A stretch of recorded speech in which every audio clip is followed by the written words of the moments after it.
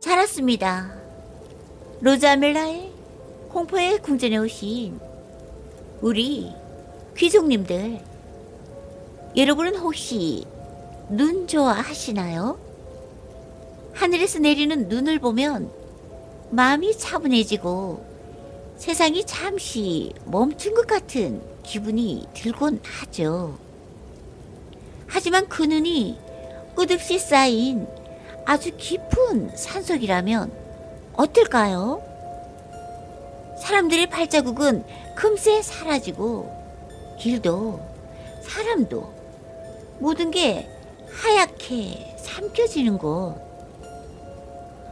오늘의 이야기는 스윗 왕자님께서 집필하신 사건 이야기로 바로 이른 눈 덮인 산에서 일어난 조난 사건입니다. 디아틀로프 실종 사건. 1959년 1월 28일 소련의 깊고 차가운 우랄 산맥 홀라트 샤흘산, 탐사대장 디아틀로프를 비롯한 젊고 용감한 탐사대 10명이 이 산을 오르기 위해 길을 나섰습니다. 그들은 경험이 많고 각자의 삶에 꿈과 희망을 안고 있던 사람들이었죠. 하지만 그 겨울 눈 덮인 산은 그들을 가만두지 않았습니다.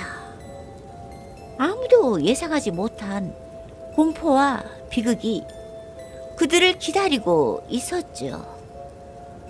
1월 28일 탐사대장 이고르 디아틀로프를 중심으로 한 10명의 탐사대가 눈발이 흩날리는 산을 오르기 시작했습니다. 모두 젊고 건강했고 무엇보다 서로를 믿고 있었습니다. 하지만 출발 첫날 탐사대원 유리 유딘이 열과 두통 때문에 산행을 포기합니다. 혼자 남은 유리 유리는 걱정되는 마음으로 뒤돌아보며 남은 9명이 산을 오르는 모습을 바라보았습니다. 2월 1일 눈보라가 몰아쳤습니다. 탐사대는 임시 캠프를 치고 당국에 잠시 쉰다는 무전을 보냈지만 그 다음 날부터 연락은 완전히 끊겼다고 하죠. 그리고 2월 12일 예정된 하산 날짜에도 그들은 돌아오지 않았습니다. 가족과 친구들 그리고 구조대는 두려움과 불안 속에서 그들을 찾아 나섰죠. 2월 26일 눈속을 헤치고 구조대가 임시 캠프에서 1.5km 떨어진 눈밭에서 시신 5구를 발견했습니다. 충격적이게도 그들은 속옷만 입은 채 차갑게 얼어붙어 있었다고 하죠. 시신의 얼굴은 공포로 일그러져 있었고 손은 얼어붙은 눈 속에 묻혀 있었습니다. 나머지 4명은 멀리 떨어진 계곡에서 발견되었죠.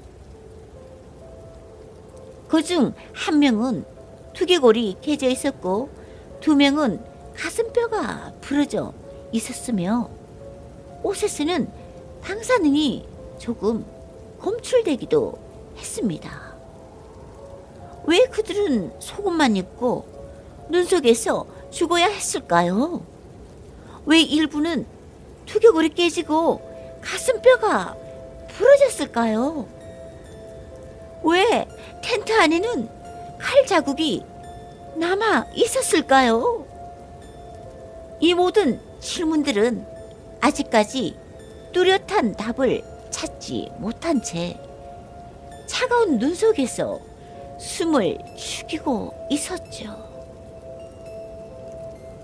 2020년 러시아 검찰은 공식적으로 눈사태가 원인이라고 발표했습니다. 한밤중 눈보라 속에서 아무것도 보이지 않는 어둠 속에서 그들은 갑작스러운 눈사태에 겨우 텐트를 나와 수로를 잡고 몸을 지탱하며 숲속으로 달려야 했겠죠. 아무리 경험이 많은 산악가라도 그 공포 속에서는 판단이 허려질 수밖에 없었죠. 나무가 우거진 숲으로 정신없이 도망친 그들은 나무를 부러뜨리고 가지를 모아 불을 피우려 했습니다. 차가운 손과 발, 바람에 얼어붙은 눈, 그리고 시야를 가리는 폭설 속에서 불을 붙이는 것조차 쉽지 않았습니다. 탐사대원 중 몇 명은 추위를 견디지 못하고 불 옆에 앉아 몸을 녹이려다 그만 눈 속에서 생을 마감하기도 했죠. 하지만 단순한 눈사태만으로는 설명되지 않는 일들도 있었다고 합니다. 텐트 안에 남아있던 칼자국, 이상하게 오렌지 빛을 띤 시신의 피부, 방사능이 약간 검출된 옷. 당시 수사 기록은 대부분 비밀로 남겨졌고 많은 사람들은 무언가 다른 힘이 개입했다고 이야기하기도 하였습니다. 초저주파 가설도 있습니다. 눈보라 속 들리지 않지만 사람의 청각기관을 자극하는 소리가 사람의 공포심을 자극해 정신을 잃게 만들 수 있다는 것이죠. 하지만 그것도 아니라면 눈보라와 추위 속에서 사람들은 스스로 공포 속에 빠져든 것일지도 모릅니다. 이제는 아무도 그날 밤의 숨은 진실을 알 수 없게 되었죠. 운 좋게 첫날에 산행을 포기해서 살아남은 유딘조차 만약 그들과 만날 수 있다면 딱 한 번 묻고 싶었다고 합니다. 그날 밤 내 친구들에게 대체 무슨 일이 일어난 건가요? 유디는 2013년 세상을 떠났지만 그 질문은 여전히 남아 있습니다. 우랄 산맥 홀라드 샤흘산의 고요한 설경, 눈보라와 바람 소리만 남아 있는 곳.